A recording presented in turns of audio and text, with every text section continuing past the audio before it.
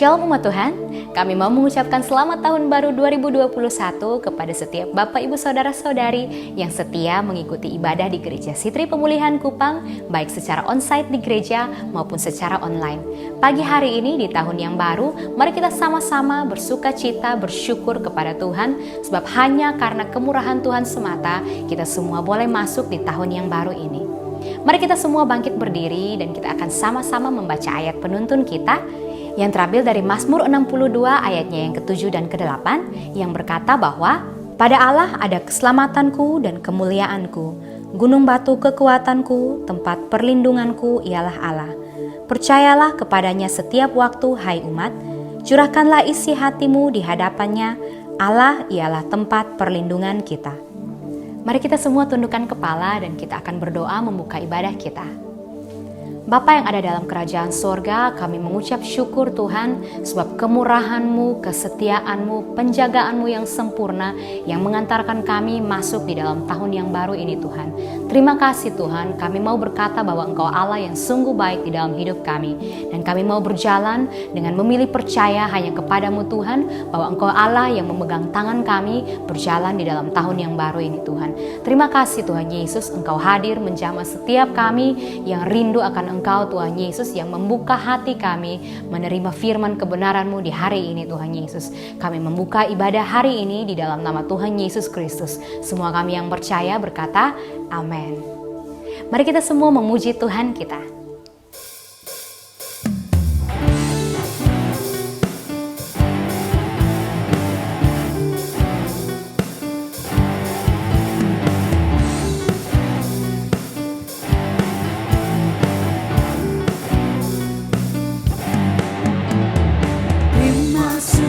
Cita surga, itulah kekuatan bagi jiwa. Ku dapat rasakan kasih-Nya di tengah badai yang bergelora. Terima sukacita surga, itulah kekuatan bagi jiwa. Ku dapat saksikan kuasa-Nya, taklukkan badai yang bergelora. Haleluya, Kau ada dalam hatiku, takkan patah semangatku, takkan hilang kekuatanku. Haleluya, ku mau bersorak bagimu, sukacita surga nyata penuhiku.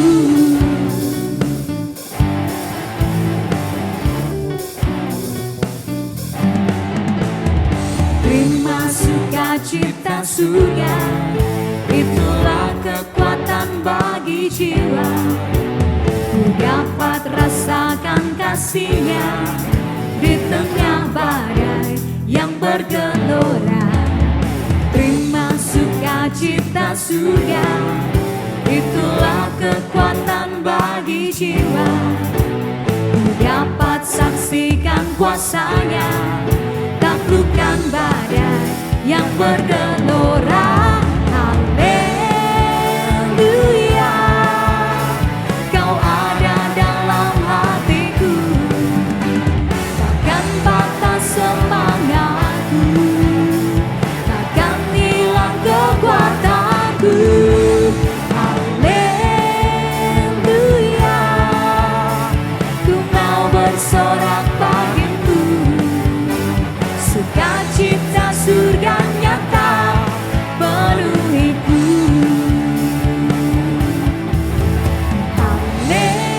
Haleluya. Mari Bapak Ibu kita bertepuk tangan bagi Tuhan kita. Haleluya. Patah semangatku, Takkan hilang kekuatanku. Katakan haleluya. haleluya. Ku mau bersorak bagimu, sukacita surga nyata penuhiku. Haleluya. Haleluya, Kau ada dalam hatiku.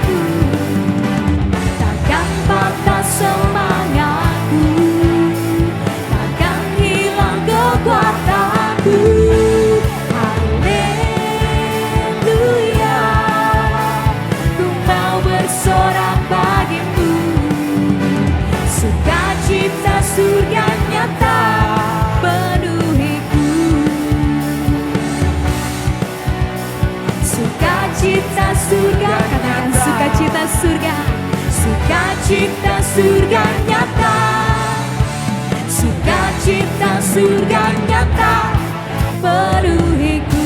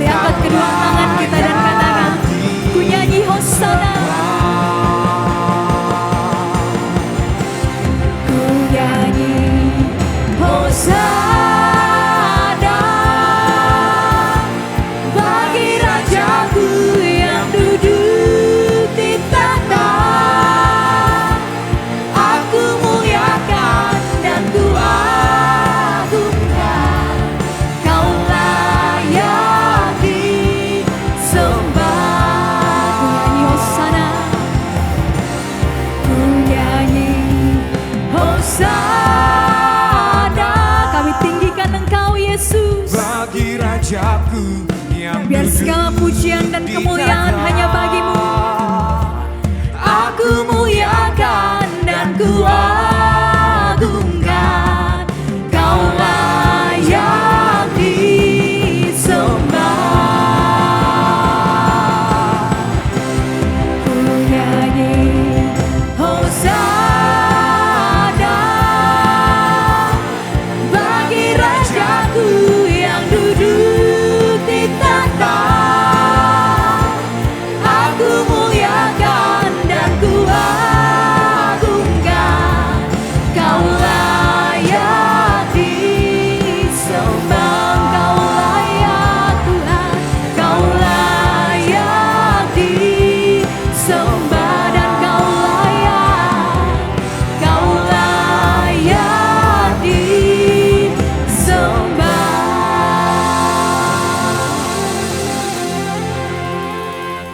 Shalom Bapak Ibu Saudara yang dikasihi oleh Tuhan Yesus Kristus. Kembali berjumpa dengan saya di acara yang istimewa sekali lagi untuk kita bisa bersama-sama membuka tahun 2021 di dalam persekutuan dengan Tuhan kita, sekalipun secara virtual, tapi saya percaya Tuhan akan hadir dan memberkati kita sekalian. Saya ingin mengucapkan selamat tahun baru kepada Jemaat Sitri Pemulihan Kupang. Kiranya Tuhan akan terus menyertai kita di sepanjang tahun yang akan datang ini. Puji Tuhan, saudara.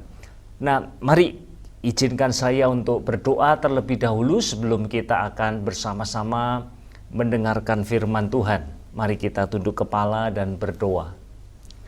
Bapa di dalam surga, kami sungguh bersyukur sebab penyertaan Tuhan itu sempurna di dalam kehidupan kami, khususnya di tahun 2020 yang penuh dengan pergolakan. Kami percaya Tuhan, kalau kami saat ini bisa ada sebagaimana kami ada, itu semua karena kemurahan dan karena kasih setia Tuhan di dalam kehidupan kami. Ketika saat ini kami hendak melangkah memasuki tahun 2021, Tuhan, kami mohon sekali lagi firman-Mu akan menerangi pikiran hati kami sehingga kami tidak ragu untuk kami bisa melangkah bersama dengan Allah menggenapi setiap rencana-Mu di dalam dan melalui hidup kami. Mari Tuhan, berbicaralah, kami siap untuk mendengarkan sabda-Mu. Haleluya. Amin. Puji Tuhan. Saudara, saya ingin menyampaikan satu khotbah, satu firman Tuhan yang saya beri judul In God's Plan, ya, di dalam rencana Allah. Nah, saya mau menggarisbawahi kata in di sini. Ya. Artinya apa? Artinya bahwa kita mau menegaskan tidak ada satupun, apakah itu sebuah peristiwa, kejadian terjadi di dalam sejarah, kalau Tuhan tidak menghendaki, kalau itu tidak ada di dalam rencananya. Semua yang terjadi, besar, kecil, baik, buruk, ada di dalam rencana Allah. Nah, saudaraku, selain daripada itu, saya kira kita juga sepakat untuk mengatakan bahwasanya tidak ada yang lebih baik untuk kita orang percaya senantiasa mengevaluasi kehidupan kita, apakah kita sudah hidup di dalam rencananya atau tidak. Nah, itu sebabnya mari sama-sama kita akan belajar dari kebenaran firman Tuhan, saudara, khususnya dari kitab Rut, ya, sebuah kitab yang sangat menarik sekali. Bahkan beberapa waktu yang lalu sempat saya mengambil cukup waktu untuk kembali merenungkan dan mendalami kitab ini. Dan ini adalah sebuah refleksi dari apa yang saya dapat daripadanya. Saudara, Nah, mari kita mulai dengan pasal pertama. Kalau saudara familiar dengan kitab Rut, maka saudara akan segera bisa merasakan ya feel-nya. Di pasal yang pertama itu kita bisa melihat bahwa pasal pertama itu isinya sesuatu yang suram, yang penuh dengan duka cita, dan bahkan cukup menyesakkan dada kita ketika kita membaca bagian itu. Nah, semua berawal dari sebuah bencana kelaparan yang terjadi di Bethlehem. Nah, ini sebuah ironi saya kira ya, sebab kita tahu bahwa nama Bethlehem itu artinya adalah rumah roti. Nah, lalu bagaimana bisa di tempat yang namanya rumah roti terjadi kelaparan? Tetapi terlepas dari semuanya itu, itulah yang terjadi. Nah, itu sebabnya kemudian Elimelek sebagai kepala keluarga, maka dia mengajak istri dan kedua putranya untuk kemudian pergi ke Moab untuk menyambung kehidupan di sana. Nah, saudaraku, sayangnya alih-alih menyambung kehidupan, justru yang terjadi sebaliknya. 10 tahun mereka ada di Moab, justru 3 kematian terjadi. Pertama-tama Elimelek sang kepala keluarga, lalu kedua putranya yaitu Kilion dan Mahlon. Keduanya juga berpulang ke rumah bapa. Sesuatu yang sangat mendukakan hati, khususnya bagi anggota keluarga yang lain, saudara. Nah, setelah 10 tahun rupanya ada kabar gembira bahwa kemudian tersiar kabar Allah sudah kembali memberkati Bethlehem. Ya, panen sudah dimulai kembali, saudara, sehingga akhirnya Naomi mengambil keputusan untuk kembali ke kampung halamannya bersama dengan kedua mantunya. Tetapi ketika mereka mengadakan perjalanan, saudara, di tengah jalan, Naomi kemudian mulai berpikir, saya seorang janda, ya, dalam budaya Yahudi, seorang janda tanpa pria itu berarti tanpa perlindungan dan tanpa persediaan.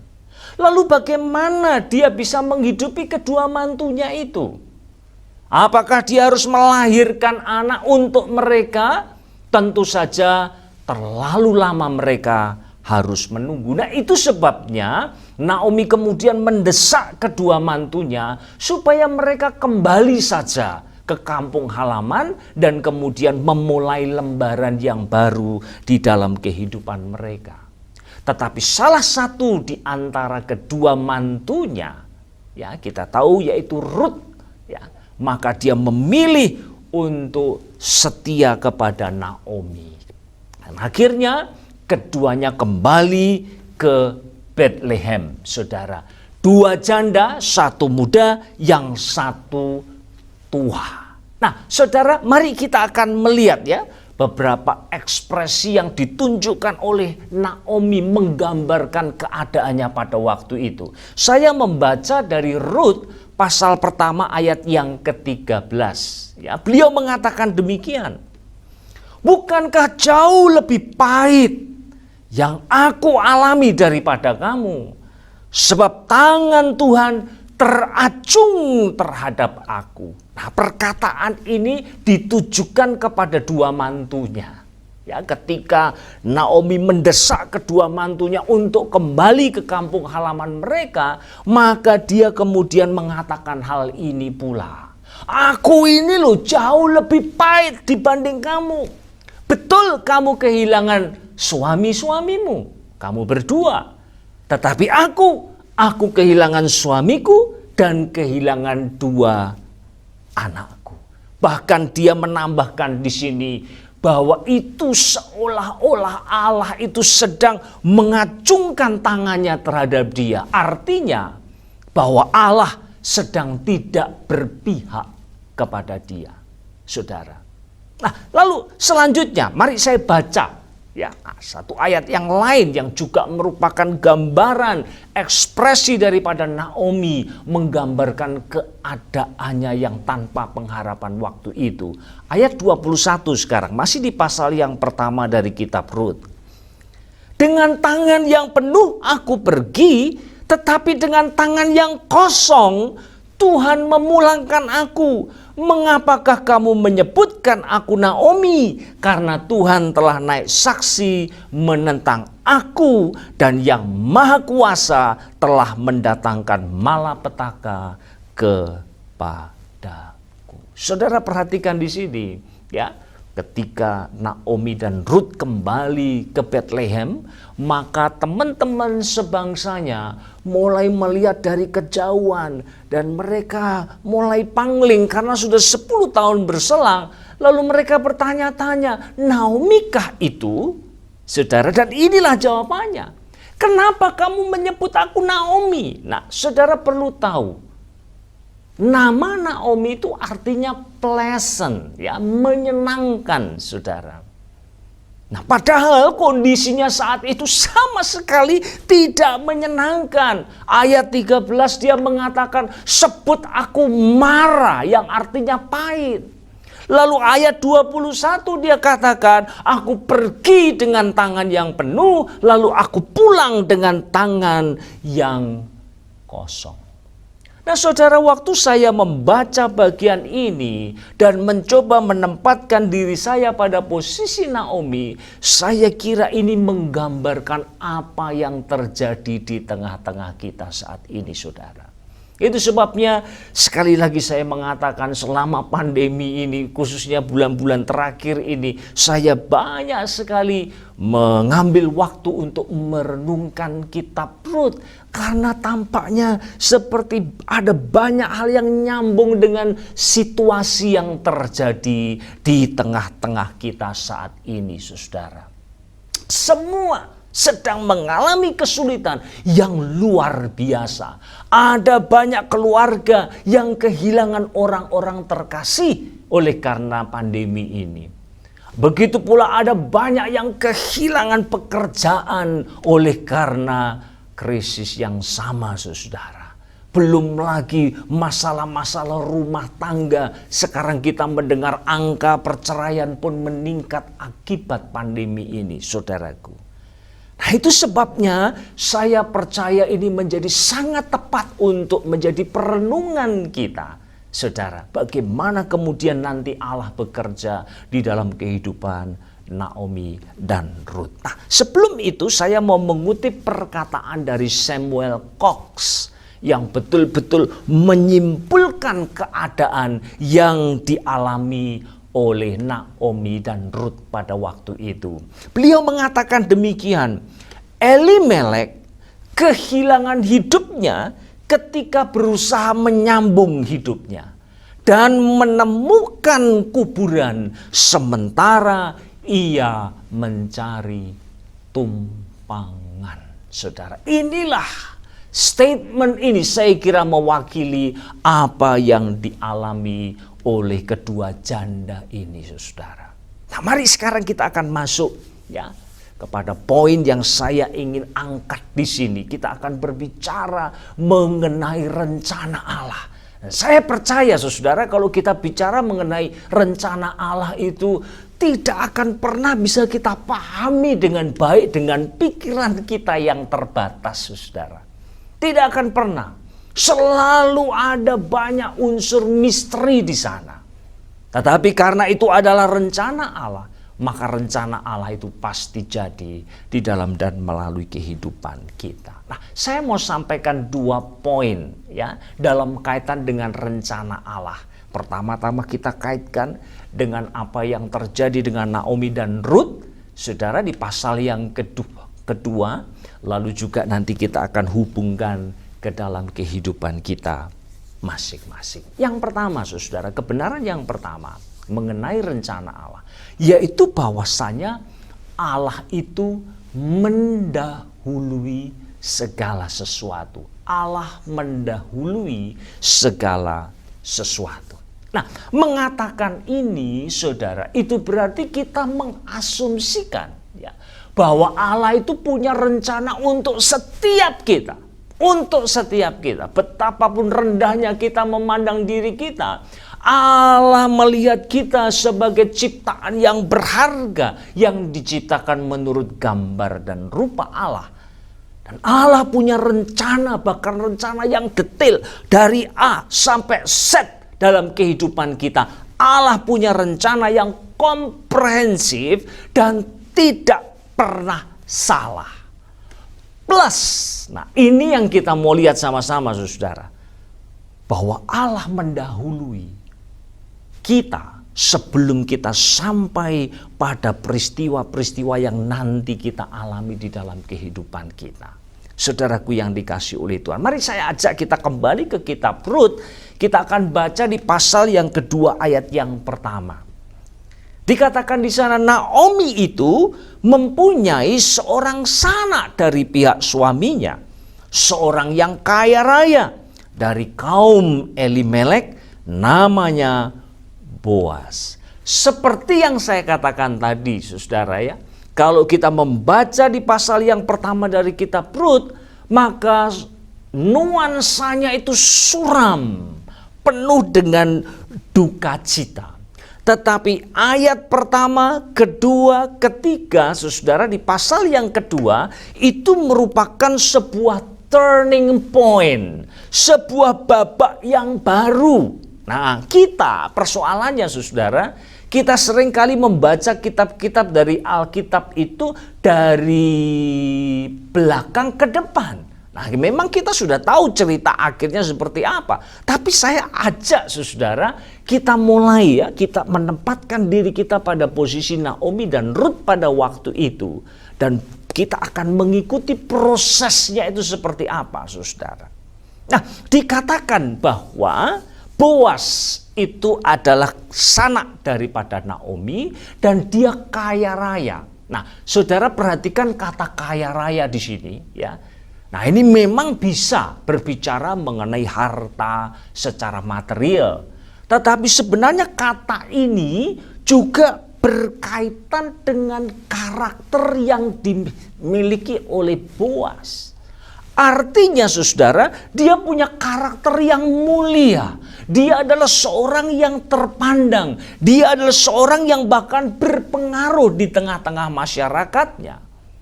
Dan ini menjadi menarik sekali. Kenapa? Karena zaman di mana Naomi dan Rut hidup itu adalah zaman hakim-hakim, saudara. Nah, kita tahu bahwa pada zaman hakim-hakim, saudara, seperti yang kita lihat dalam Alkitab kita, orang akan cenderung hidup sesuai dengan standarnya masing-masing. Dengan kata lain, terjadi kemerosotan secara spiritual dan sekaligus secara moral. Lalu ada orang seperti Boas yang berkarakter saleh. Dia seorang yang punya pengaruh yang baik di tengah-tengah masyarakatnya. Maka kita bisa mengatakan bahwa Boas ini boleh dikatakan adalah sisa Israel. Sangat sedikit orang yang seperti beliau ini. Nah, tetapi lebih daripada itu, saudara, Boas adalah the right man in the right place at the right time pada waktu itu. Nah, ini yang saya mau katakan, saudara, kepada kita sekalian ya. Pada saat Naomi pulang dengan tanpa harapan, ya, tanpa sepengetahuan Naomi, Allah telah mendahuluinya, Allah telah mempersiapkan Boas yang kemudian hari akan menjadi penolongnya. Ini poinnya, saudara. Di dalam setiap rencana Allah, dari satu titik ke titik yang lain, saudara, bahkan sebelum kita sampai, Allah sudah mempersiapkan jalan. Allah sudah mempersiapkan segala sesuatu. Allah telah mendahului kita. Sehingga pada akhirnya ketika kita sampai, semuanya sudah Tuhan bukakan bagi kita. Saudaraku yang dikasihi oleh Tuhan. Nah, ini sesuatu yang sangat menyejukkan hati. Ya. Dulu sekali saya pernah diajak pergi ke satu katakanlah itu sisa-sisa dari ledakan Gunung Pinatubo di Filipina, saudara ya. Kami diajak nginep satu hotel, lalu paginya hiking begitu, saudara.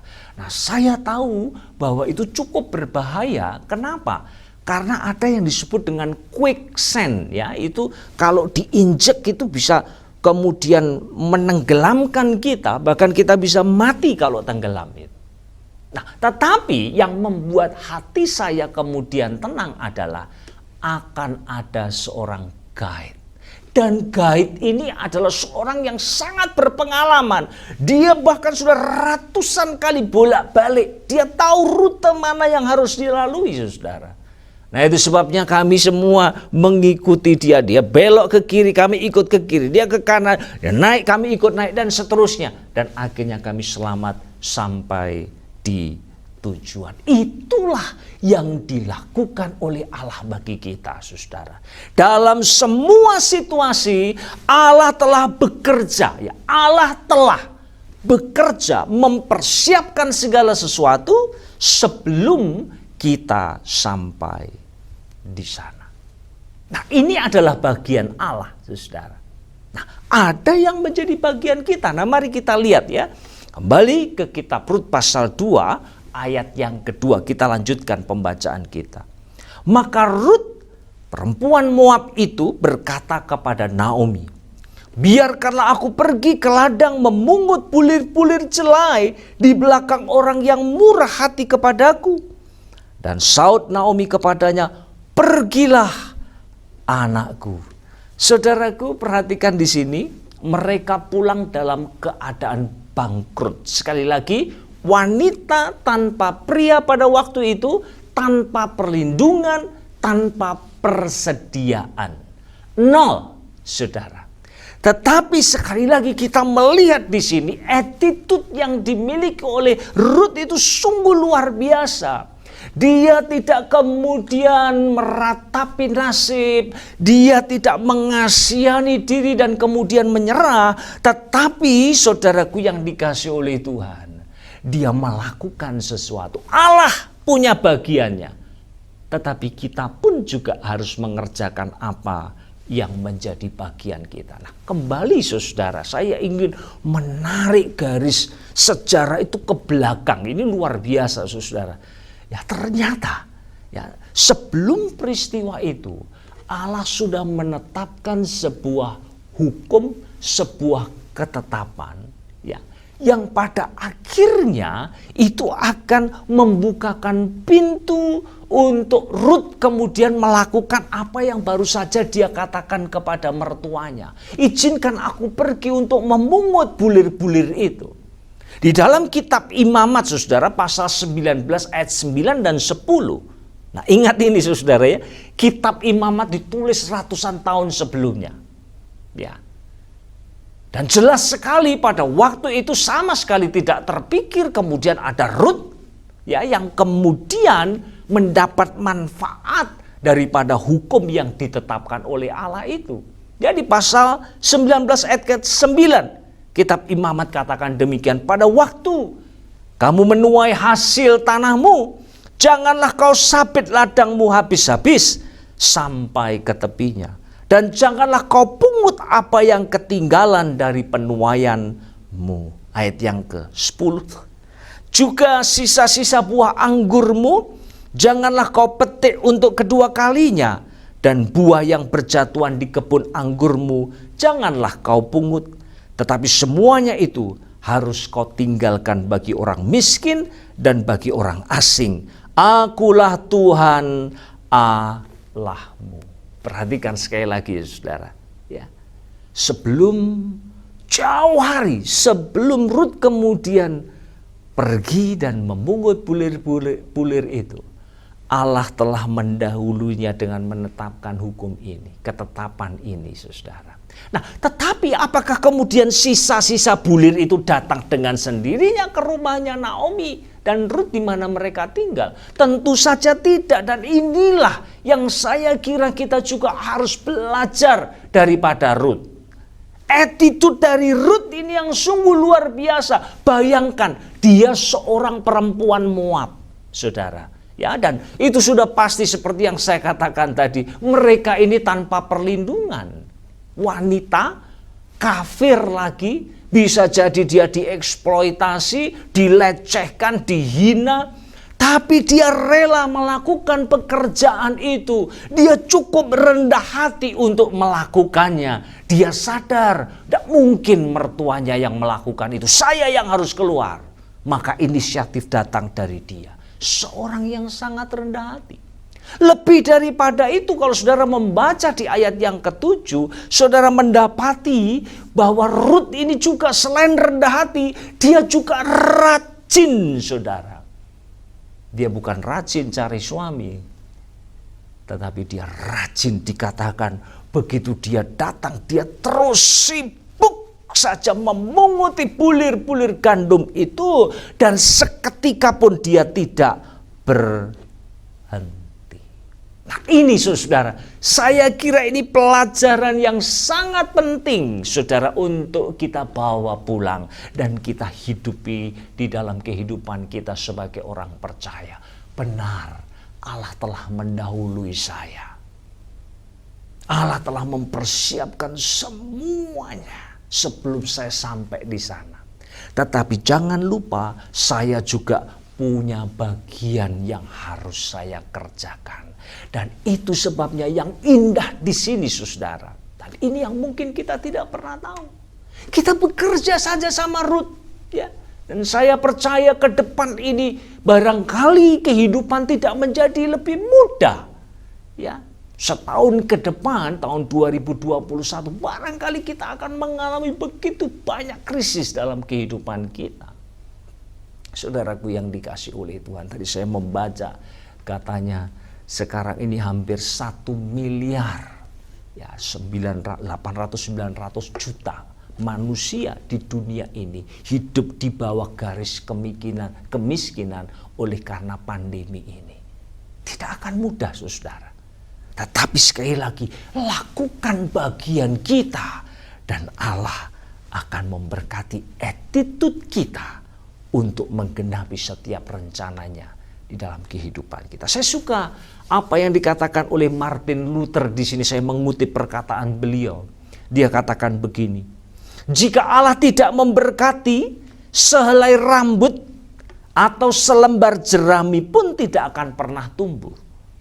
Pada saat yang sama, Allah ingin saya punya sikap seperti ini. Saya tidak akan pernah punya apa-apa jika saya tidak membajak dan menabur.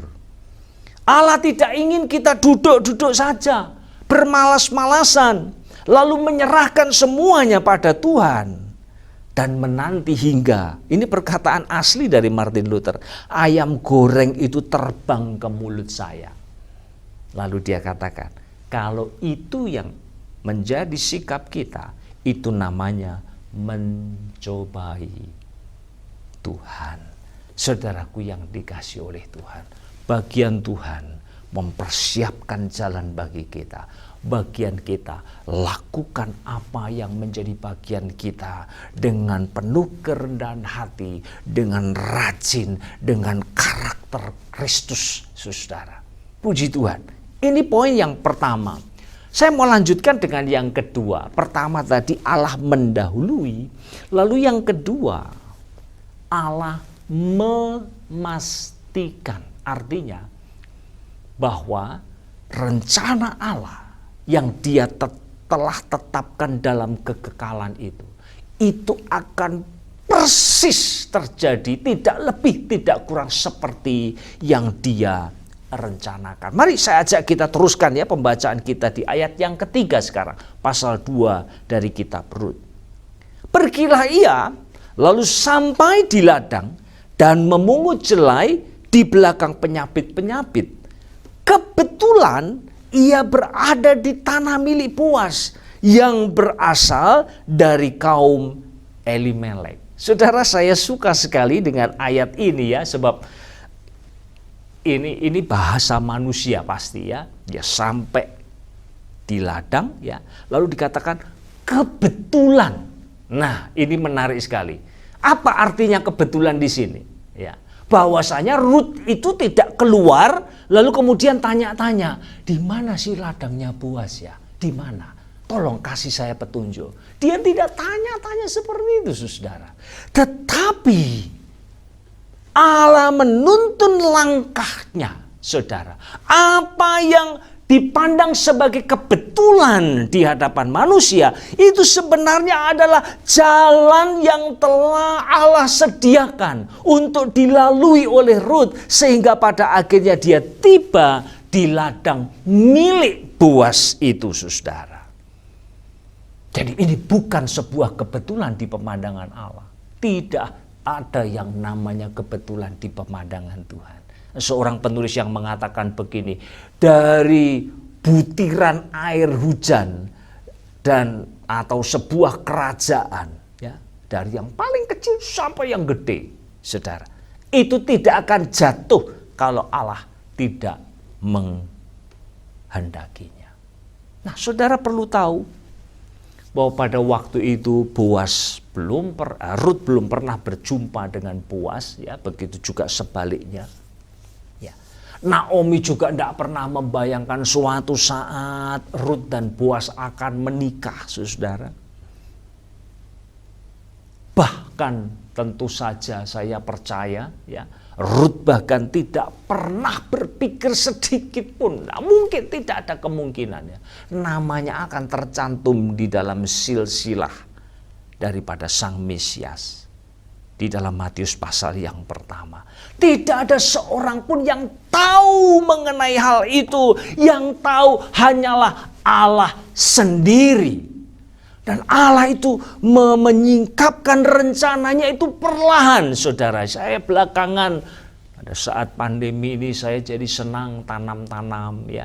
Dan saya setiap kali pagi saya keluar, saya menyaksikan bagaimana sinar matahari itu mulai muncul dan mulai mengenai bagian sebelah kanan dulu dari tanaman-tanaman itu.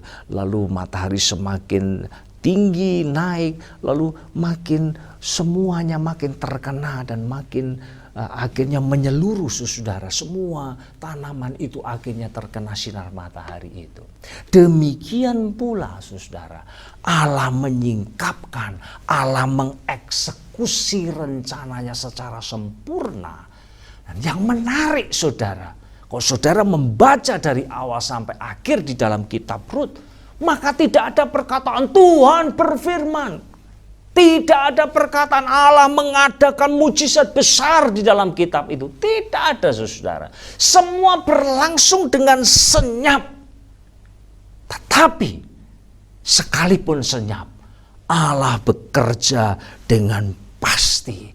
Dan dia menggenapi setiap rencananya itu terjadi persis seperti yang dia kehendaki. Namun demikian, sekali lagi, saudara, saya mau ingatkan ini kepada kita sekalian, saudara. Di tahun yang baru ini saya kira ada baiknya, ya, saya tidak tahu apakah masih ada gereja-gereja yang punya tema-tema tahun percepatan, tahun kelimpahan dan sebagainya. Tetapi saya mau mengatakan, saudara, sekalipun yang terbaik adalah hidup dalam rencana Allah, tetapi hidup di dalam rencana Allah itu juga tidak selalu mudah. Tetapi itulah yang terbaik, saudaraku yang dikasihi oleh Tuhan. Nah, saya mau menutup dengan sebuah kutipan dari Charles Stanley. Ya, beliau mengatakan demikian.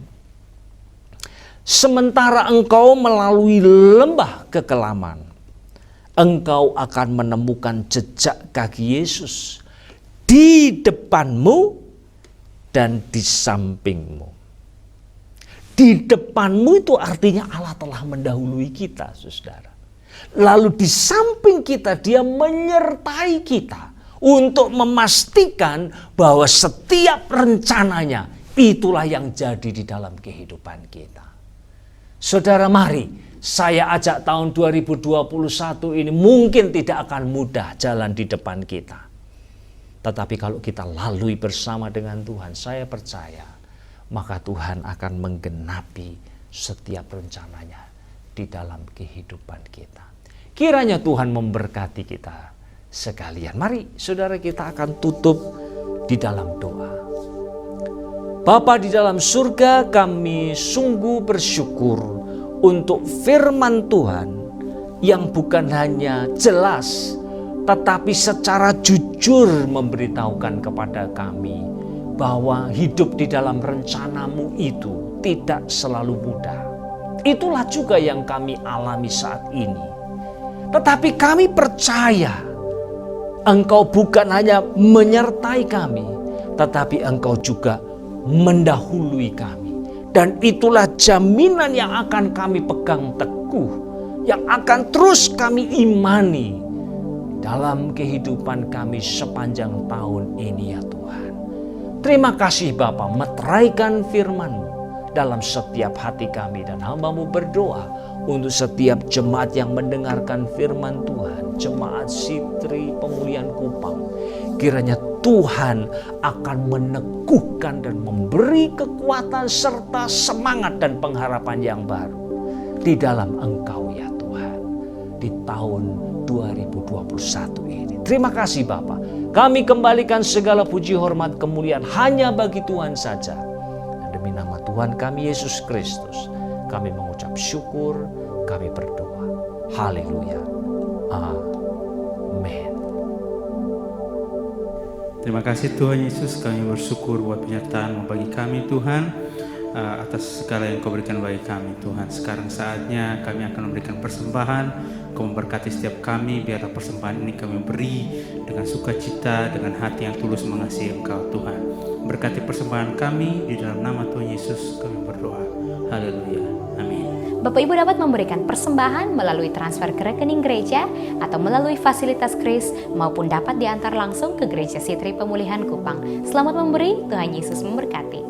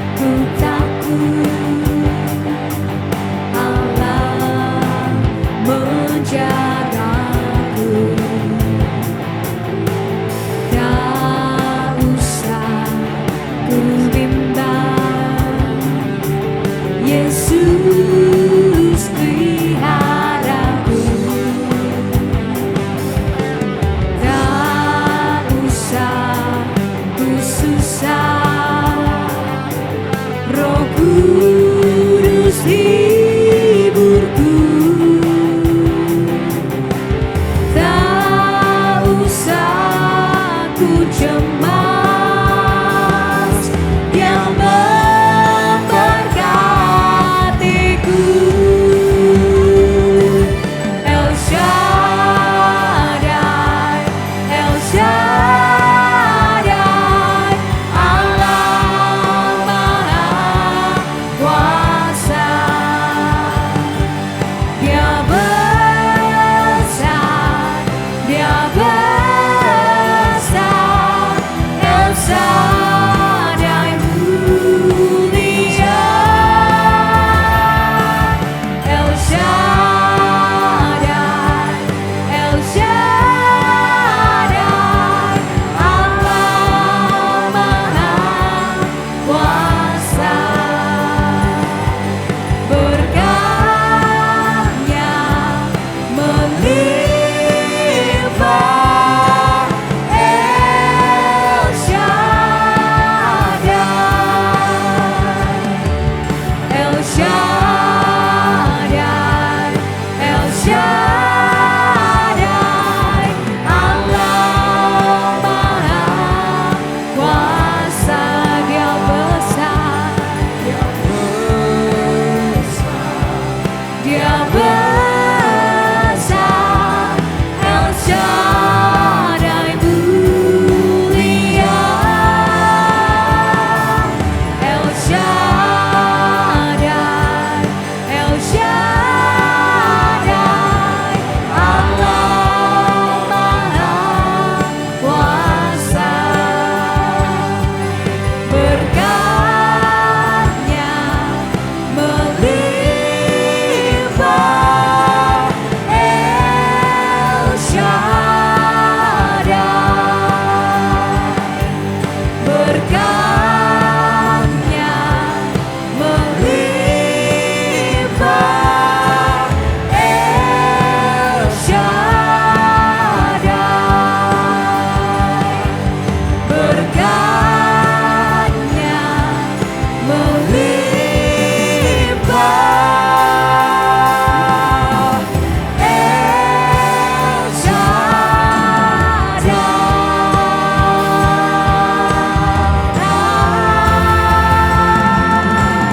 El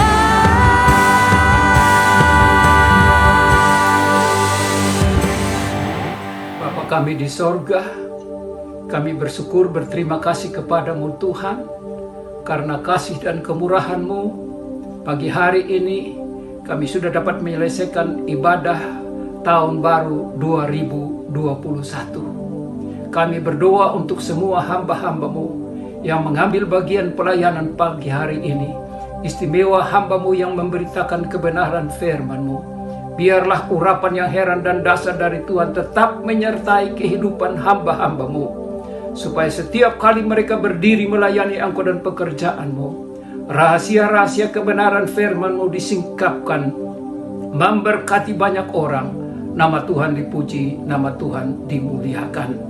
Kami juga terus berdoa untuk pemimpin bangsa dan negara kami, mulai dari Bapak Presiden, Wakil Presiden, para menteri, para gubernur, bupati, wali kota, sampai kepada camat, lurah, kepala desa, RT RW. Tuhan berikan kepada mereka hikmat, akal budi, pengetahuan surgawi, supaya dengan hikmat daripada Tuhan, semua kebijakan, keputusan, ketetapan yang diambil, semuanya ditujukan untuk mensejahterakan bangsa dan negara kami. Di dalam semuanya itu, nama Tuhan dipermuliakan. Kami juga berdoa untuk tim Satgas COVID-19, para dokter, perawat, TNI Polri yang membackup kegiatan ini. Tuhan memberkati mereka dengan kekuatan kesehatan yang baru, supaya di dalam tugas pekerjaan mereka dapat melakukan itu dengan penuh tanggung jawab, mengurangi penyebaran virus corona di dalam bangsa dan negara kami ini, sehingga di dalam tahun 2021 ini ada kemajuan. Kami dapat melakukan aktivitas dengan lebih bebas lagi, bahkan kegiatan-kegiatan ibadah dapat dilakukan dengan lebih leluasa. Di dalamnya nama Tuhan semakin dipermuliakan. Ibadah tahun baru 2021 telah selesai. Kedangkan tanganmu, arahkan hatimu kepada Tuhan dan terimalah berkat Tuhan. Allah menghadapkan wajahnya kepadamu, memberkati dengan damai sejahtera. Diberkatilah lumbungmu, diberkatilah bakulmu, diberkatilah profesimu, usaha pekerjaan apa saja yang ditemukan tanganmu untuk dikerjakan sepanjang tahun 2021 ini. Tuhan akan jadikan berhasil. Nama Tuhan dipuji, nama Tuhan dipermuliakan. Diberkatilah anak cucumu dalam pertumbuhan pendidikan, supaya mereka semua akan berhasil. Dalam keberhasilannya itu, mereka senantiasa memuliakan Engkau di dalam kehidupan mereka.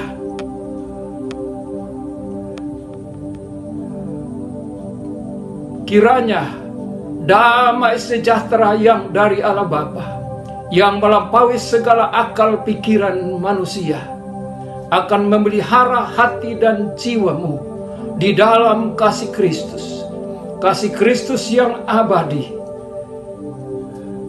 akan tetap tinggal di dalam kehidupanmu, di dalam pengajaran, di dalam penghiburan dan pengurapan kuat kuasa Roh Kudus, akan tetap ada dalam hidupmu dari saat ini sampai Tuhan Yesus datang pada kali yang kedua. Semua berkat yang besar ini kita sambut dan terima di dalam nama Bapa, Putra, dan Roh Kudus, yaitu di dalam nama Tuhan Yesus Kristus. Sama-sama kita yang menerima berkat katakan amin.